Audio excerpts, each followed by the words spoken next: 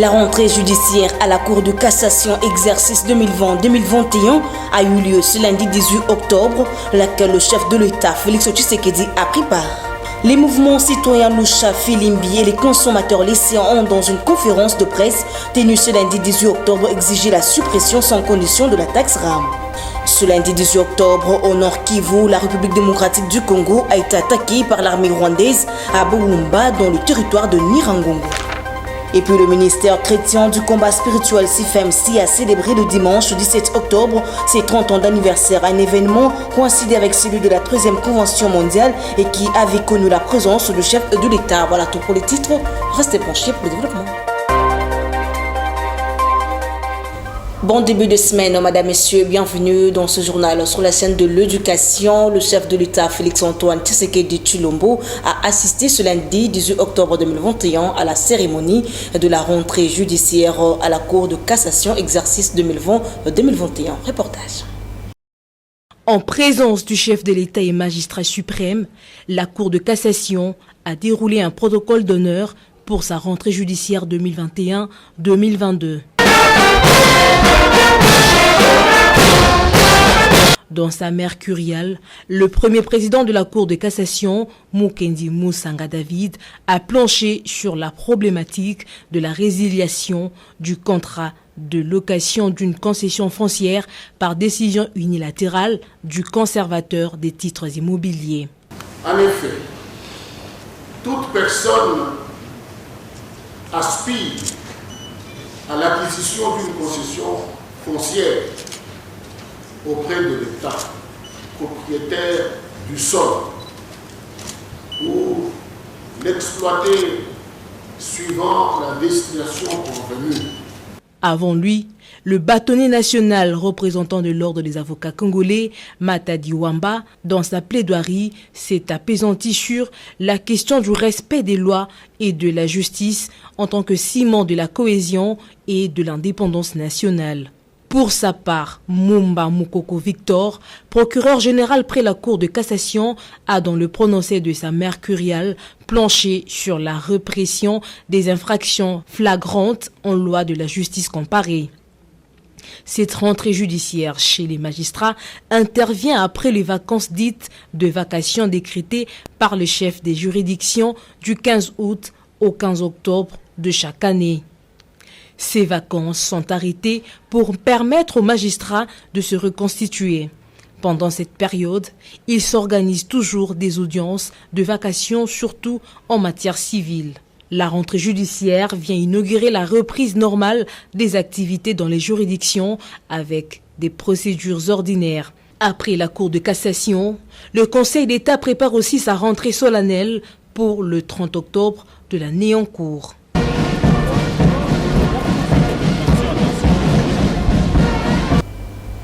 Je l'ai dit dans les titres, célébration le dimanche 17 octobre 2021 du 30e anniversaire du ministère chrétien du combat spirituel.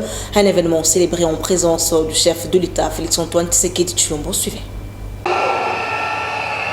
C'est à l'occasion du 30e anniversaire du ministère chrétien combat spirituel que le président de la République, Félix-Antoine Tshisekedi Tshilombo, accompagné des députés et sénateurs, ainsi que de membres du gouvernement, s'est joint à la grande famille CIFMC pour la grande célébration de cet événement. Plusieurs délégations venues de plus de 60 pays et des 100 villes des différents continents ont pris place dans ces grands édifices dénommés Cité des Triomphes à la 17e rue Limité à Kinshasa. Le frère David Olangi, vice-président de la Fondation Olangi Osho, a adressé une prière en faveur du chef de l'État avant les mots d'ouverture de ses assises par le numéro 1 de la Fondation, Alain Gabriel Olangi. L'arrivée du chef de l'État en ce jour d'ouverture solennelle des festivités de 30 ans est tout simplement l'accomplissement de la parole de connaissance que son serviteur d'heureuse mémoire, Papa Olangi Joseph Onasambi, a relevé. Il dira un jour qu'un jour on aura un chef de l'État qui croit au Seigneur. Et ce jour-là est arrivé. Et celui qui croit au Seigneur est venu parmi nous qui croyons également au Seigneur. Donc ce n'est que l'accomplissement de la parole de connaissance que Dieu avait mis dans la bouche de son serviteur de Reste-Mémoire. Si le ministère a 30 ans d'existence aujourd'hui, c'est tout simplement grâce à Jésus-Christ qui est l'initiateur de cette œuvre. C'est lui l'Éternel qui a donné la vision à sa servante de Reste-Mémoire. C'est lui également qui lui a donné les objectifs à atteindre pour cette œuvre. Si aujourd'hui ce ministère a 30 ans d'existence et que si nous célébrons même à l'absence du couple fondateur, c'est tout simplement parce que Jésus-Christ est le maître absolu de ce ministère. Nous marcherons au nom de l'Éternel notre Dieu, à toujours et à perpétuité, tel est le thème de cette 13e Convention mondiale CIFMC qui marque le 30e anniversaire de ces ministères qui continuent d'exister même après le décès du couple Olangi.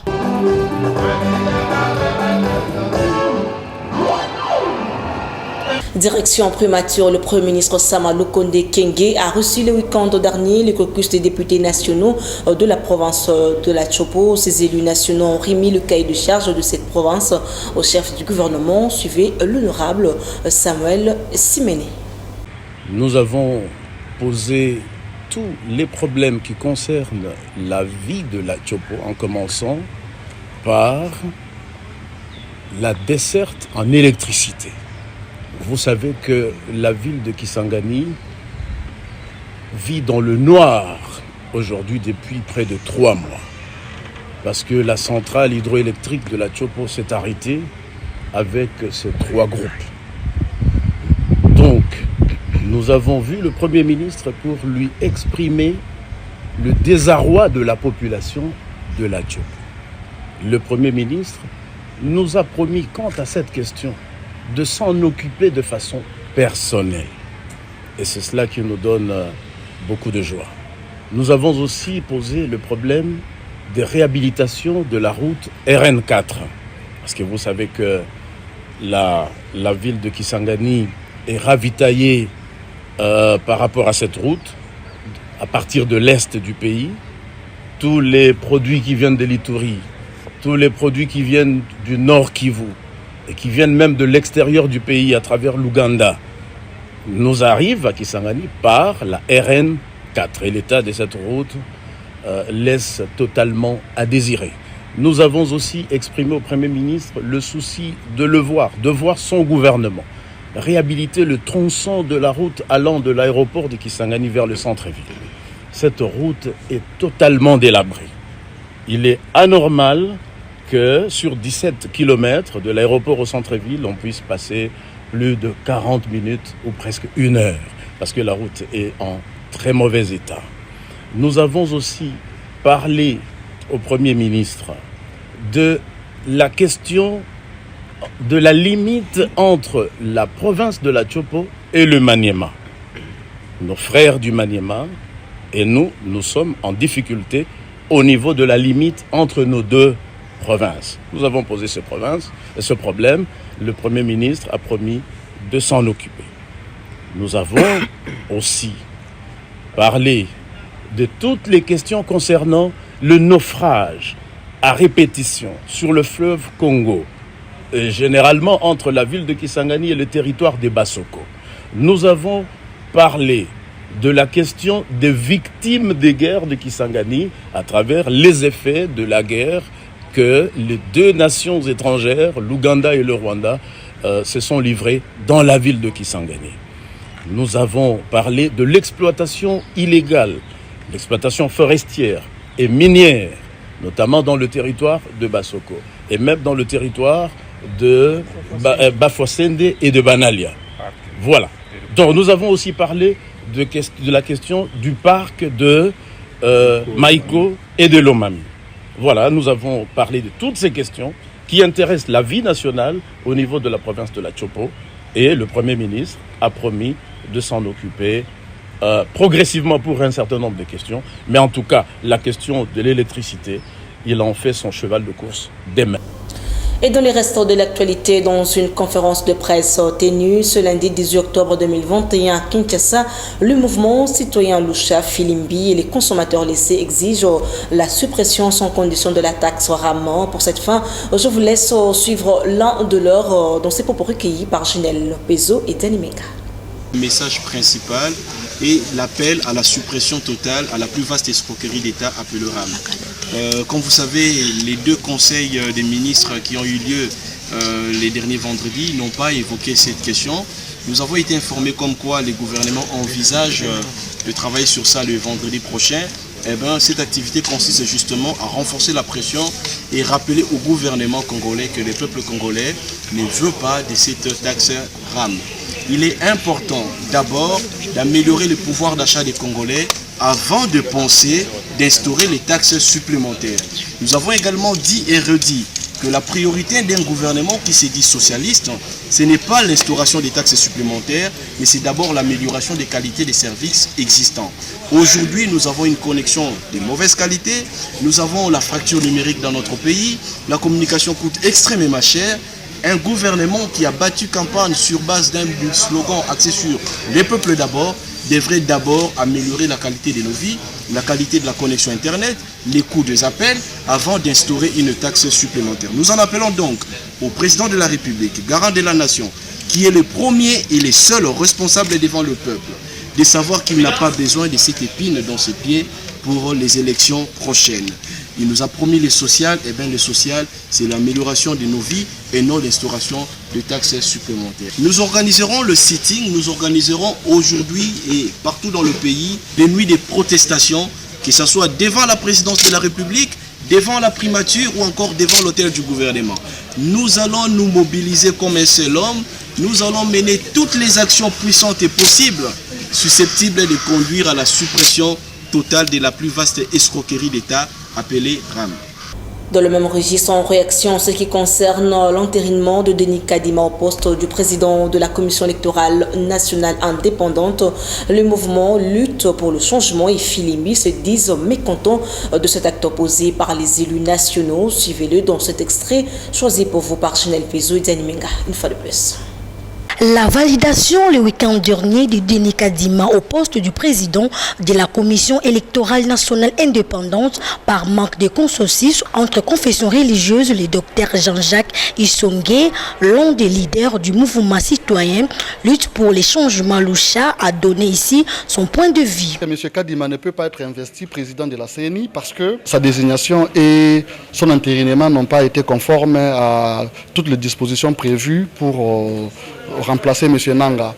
Nous nous souviendrons que l'an passé, M. Malonda a été récusé par les deux églises, entériné par l'Assemblée nationale sous Mme Mabunda, mais le président de la République ne l'a pas désigné ou n'a pas nommé, tout simplement parce qu'il estimait que la tension sociale n'était pas correcte et ne pouvait pas accéder en fait à cette demande de l'Assemblée nationale qui demandait en fait la nomination de M.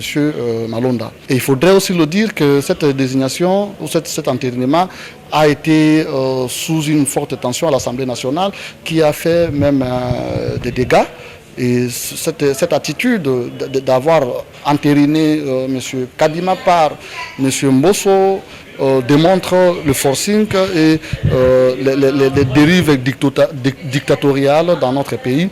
Et c'est inadmissible. Pour la lucha, nous ne tolérerons pas cette cavalerie. De son côté, M. Minot du mouvement citoyen Filimbi demande au président de la République, Félix-Antoine Tshisekedi Tshilombo, de trancher en garde de la nation car la République démocratique du Congo a besoin des élections démocratiques, libres et transparentes. Mais nous pensons que le président de la République, auprès de qui les a joué la sagesse pour jouer dans le dossier à Malonda, pour la partie prenante, na optique sujet à l'organisation de l'élection et la sujet à Kabola Rabana Mboka, mais la sujet à la Rabana Mboka pour définir la politique. Signalons que Denis Kadima a été entériné par l'Assemblée nationale le week-end dernier au cours d'une séance plénière.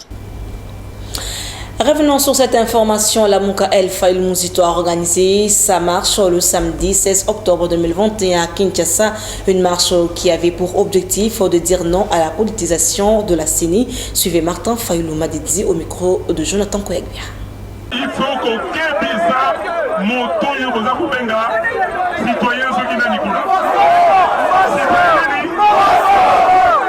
Nazali qu'aucun bizarre ye. Nazali qu'aucun bizarre ye.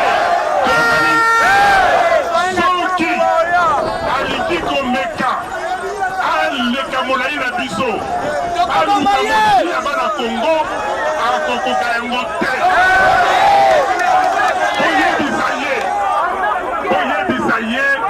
Makambo ya lingi kosala atika yango.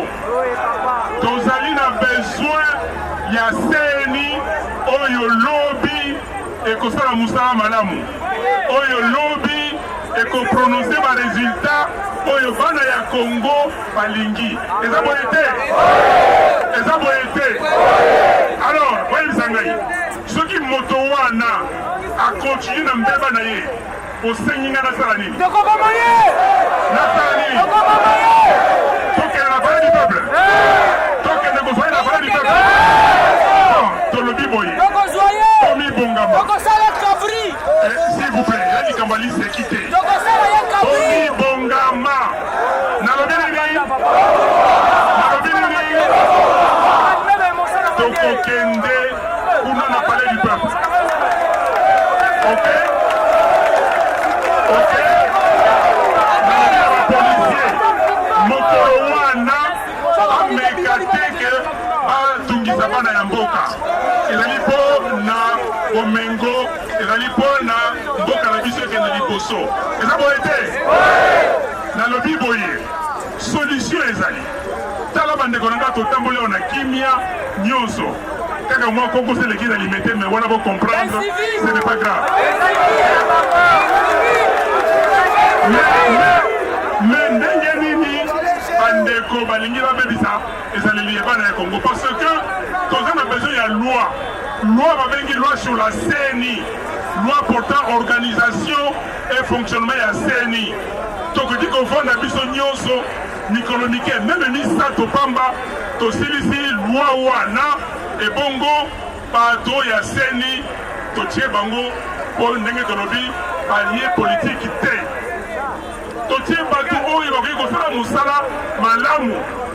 Dans les buts de mener un plaidoyer en faveur de la population du Makala, le comité laïque de cette municipalité, en collaboration avec le député provincial Sami Kalonji, élu du Makala, a organisé le dimanche 17 octobre dernier à Kinshasa une conférence débat sur l'insécurité et les tracasseries policières dans ces coins de la capitale, Junel Pezo et Téléminga.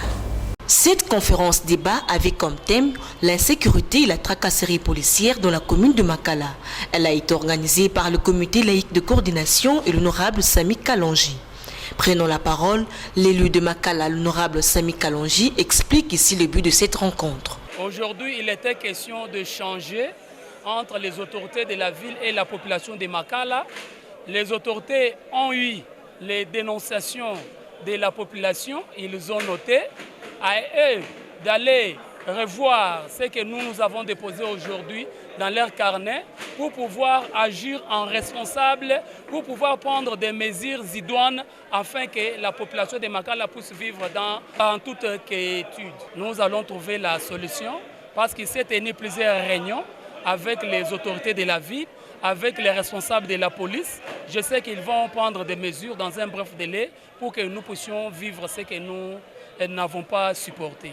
De leur côté, le comité laïque de coordination de Makala donne aux autorités quelques jours pour pouvoir prendre les choses en main.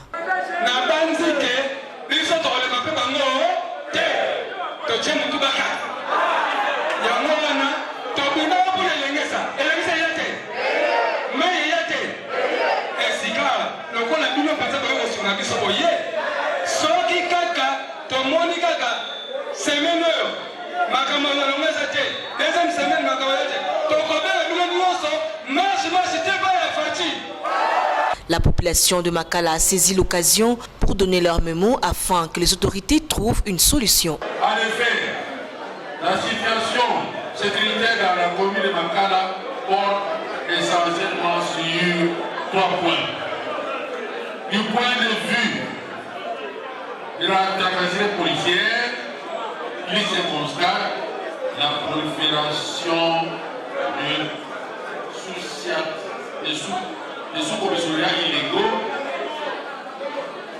l'utilisation abusive des jeunes délinquants appelés éclaireurs par les agents de la police qui, sans formation professionnelle, se livrent aux arrestations arbitraires et aux confiscations des biens des paisibles citoyens en infligeant aussi de traitements inhumains et dégradants à la population qu'ils appréhendent en violation des articles 17 et 18 de la Constitution congolaise du 18 février 2006. Signalant que plusieurs autorités ont pris part à cette conférence débat, dont les autorités de la police nationale congolaise. Randonnons au Nord Kivu, l'armée rwandaise a attaqué la République démocratique du Congo ce lundi 10 octobre 2021 à Buumba, dans le territoire de Nirangongo. 6 villages se trouveront entre leurs mains selon certaines sources. Suivez les explications du porte-parole du secteur opérationnel Nord Kivu, Sokola 2, le lieutenant-colonel Djike Kaiko, dont c'est propos recueillis par Copain Kotomisa. Secteur opérationnel Nord Kivu, Sokola 2 confirme l'incursion des éléments de RDF sur les sols congolais, et ces éléments ont eu à occuper 6 villages et ils sont arrivés jusqu'à 200 mètres de la route nationale numéro 2. C'est après l'arrivée du renfort des forces armées de la République démocratique du Congo que ces éléments ont rebroussé chemin.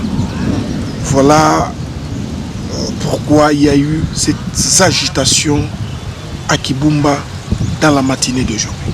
Nous sommes tous membres de la structure appelée mécanisme conjoint de vérification élargi.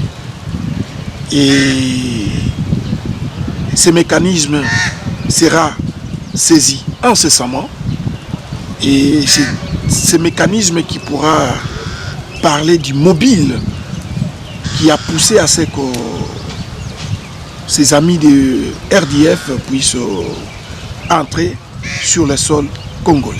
Tenez que nous avons récupéré une arme des éléments de RDF que nous allons présenter incessamment à la presse, mais aussi nous avons enregistré des pillages, d'après les informations que nous avons. Donc dans leur retranchement, il y aurait eu pillage. Donc voilà ce que vous devez retenir.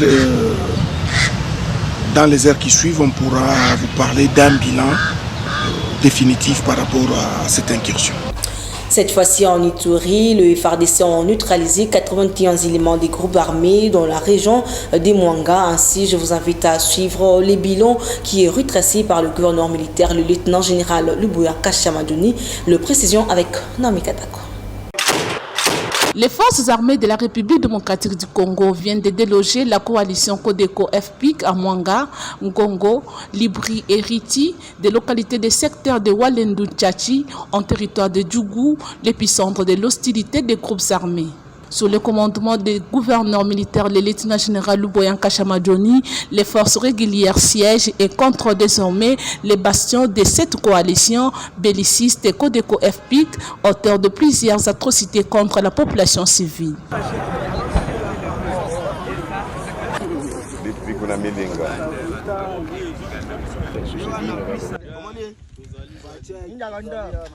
La reconquête de ces villages par l'armée régulière fait suite aux opérations militaires lancées depuis une semaine dans l'objectif d'imposer la paix et restaurer l'autorité de l'État à l'esprit et à la lettre de l'état de siège décrété par le commandant suprême des forces armées Félix Antoine Tshisekedi.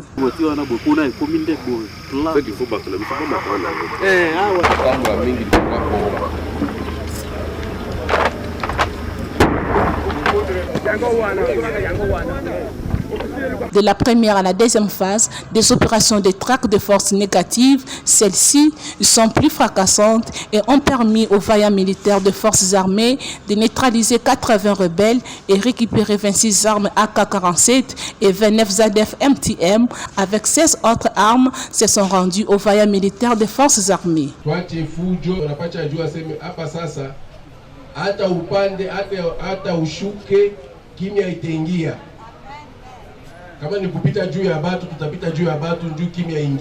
Dans la foulée, ce sont des membres des groupes armés négatifs capturés et déplumés de leurs ailes. Sur le terme des opérations, cette énième victoire de l'armée sur la coalition des Codeco FPIC à Mwanga, Ngongo, Libri et Riti démontre l'héroïsme des vaillants militaires de forces armées et un engagement sans précédent d'imposer la paix en cette période de l'état de siège.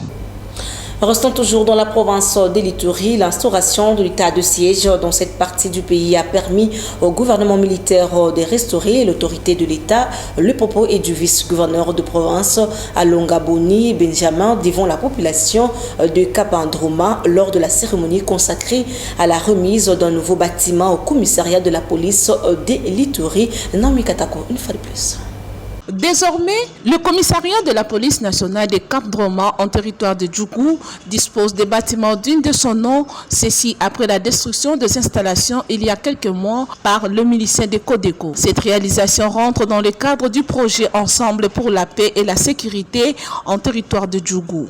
L'objectif poursuivi est celui de restaurer l'autorité de l'État et la sécurisation de la population dans la zone et c'est sous financement du Fonds de cohérence pour la stabilisation, occasion pour le délégué Cordélie Patrick Kianza de rappeler à l'assistance l'essence de ce projet. La police nationale congolaise joue un rôle noble. C'est dans cette optique que le président de la République s'est exprimé dans son discours d'investiture en ces termes. Je ferai de la police nationale congolaise une force républicaine, élitiste et légaliste au service de la nation congolaise pour à la fois asseoir la démocratie et rester au service du peuple. C'est dans ce contexte que le projet ESPAD met à la disposition du commissariat de la police nationale congolaise de Pandrouma ces bâtiments qui va certes concourir énormément à répondre à la vision des chefs de l'État sur la police nationale congolaise. Le commissaire supérieur Boukassa, parla au nom du commissaire provincial de la police nationale congolaise en Ituri, a promis de faire un bon usage de cet ouvrage. Le commandant de bien prendre soin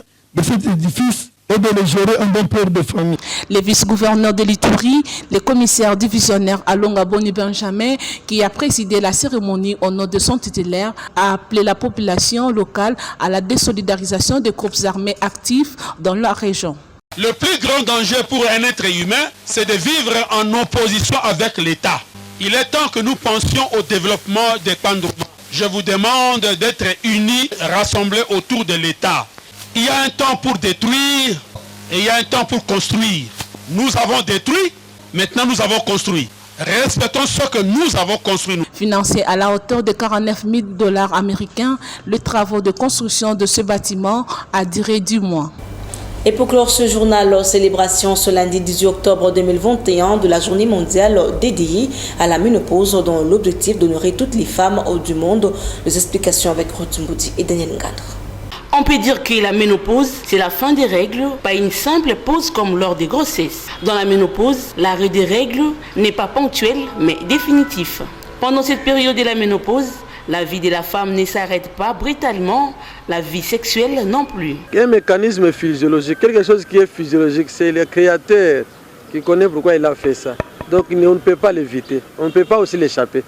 Les gynécologues reviennent également sur l'âge. Toute absence de règles ne signifie pas qu'il y a la ménopause. Mais il y a l'âge qui détermine que cette femme commence à voir, elle est dans la phase de la ménopause. La littérature parle de 45 à 55 ans. La femme n'aura plus de règles. Donc c'est l'arrêt de cycle de règles. Il y a des femmes qui nous consultent parce qu'elles n'ont pas vu de règles pendant 2 mois, 3 mois, parfois 6 mois. Quand vous allez demander là quel âge, il va vous dire que j'ai 45 ans, 44 ans. Déjà 40, si la femme n'a pas de règles, ce sont les signes, les syndromes qui précèdent déjà la ménopause.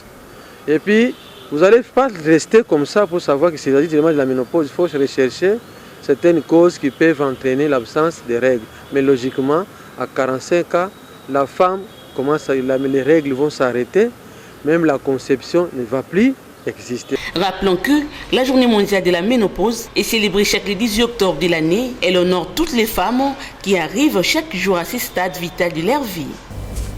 Vous avez certainement compris que ce journal a touché à sa fin, donc voici le rappel de titres. La rentrée judiciaire à la Cour de cassation exercice 2020-2021 a eu lieu ce lundi 18 octobre, laquelle le chef de l'État, Félix-Antoine Tshisekedi, a pris part. Les mouvements citoyens Loucha, Filimbi et les consommateurs laissés ont, dans une conférence de presse tenue ce lundi 18 octobre, exigé la suppression sans condition de la taxe RAM. Ce lundi 18 octobre, au Nord Kivu, la République démocratique du Congo a été attaquée par l'armée rwandaise à Buumba dans le territoire de Nirangongo.